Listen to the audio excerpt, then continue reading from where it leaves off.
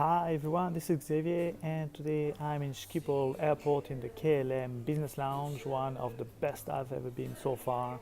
Great food, great ambience, very bright and very good energy, very good vibe over here. Really, really nice. Today I wanted to share with you the 21 tips, my 21 tips for being your best. First one, sleep well. Know your sleep cycles. There's a great research published by Harvard University talking about the sleep cycles and what kind of cycles we have and what kind of stages we're going throughout the sleep cycle.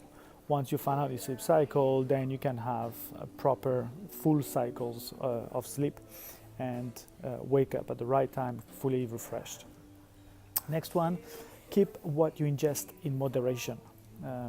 My wife and I have long discussions about people trying to lose weight and trying to hit the gym while they still stuffing themselves. And we believe really that it is about just the moderation. Eat anything you want, just in moderation. And it's such a place here, it's quite challenging, and it really demands discipline actually, not to go and snack for everything. So that discipline as well is very important in order to moderate portions that you're ingesting. Exercise, small and frequent and regular, that is very important as well. And don't think that although the math is the same, 3 hours of exercise in one day in the week is the same as 30 minutes 6 times a day, 6 times in the week. That is drastically different. Know your periods of peak performance as well, the precise time. You must know yourself already, you must be aware of that already during the day. So are you hone on that energy that you have at that period of time. Clean yourself from energy suckers.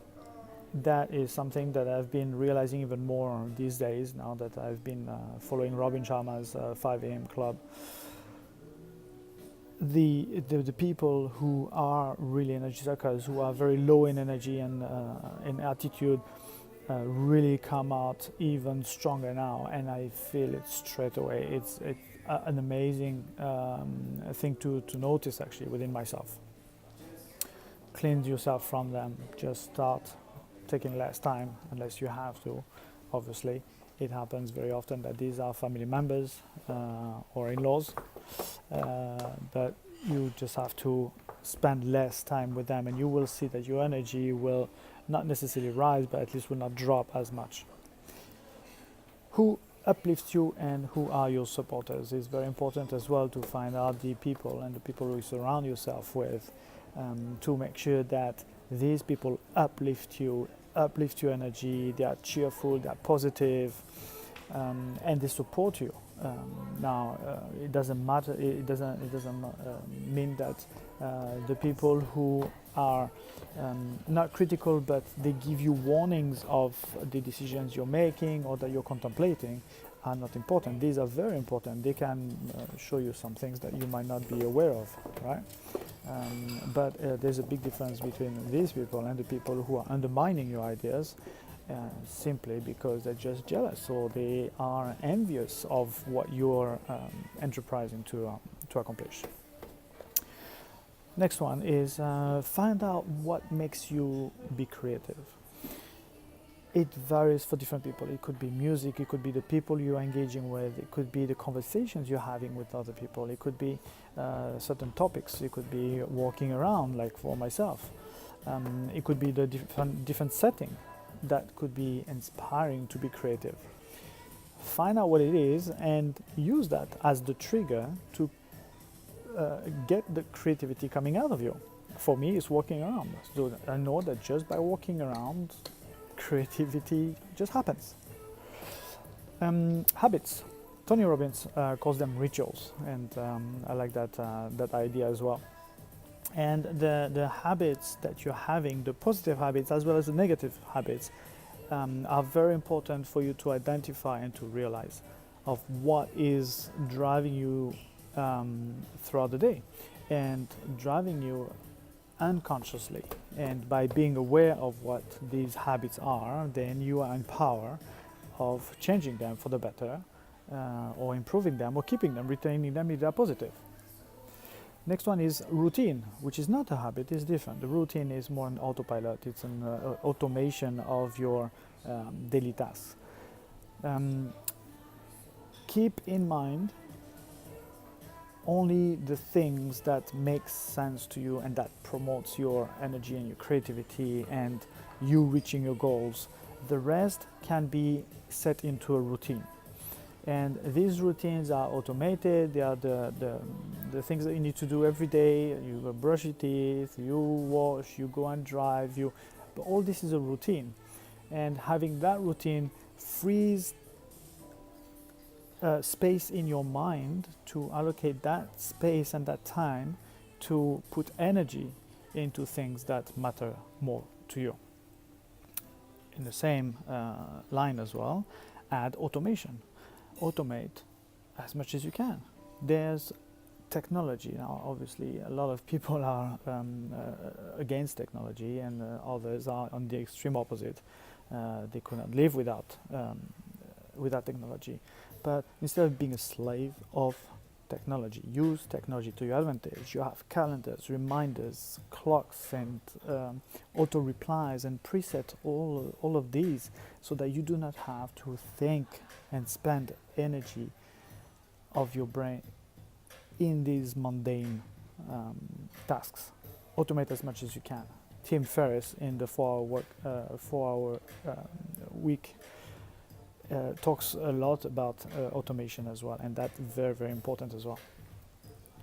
Then find out what pacifies you and what relaxes you. Is it a massage? Is it a kind of people that you're meeting? Is it a kind of discussions you're having? Is it relaxing meditation? Is it a location? Find out what relaxes you, because in this day and age where we are so stimulated by information and wanted or unwanted discussions, people, technology as well is also a distraction.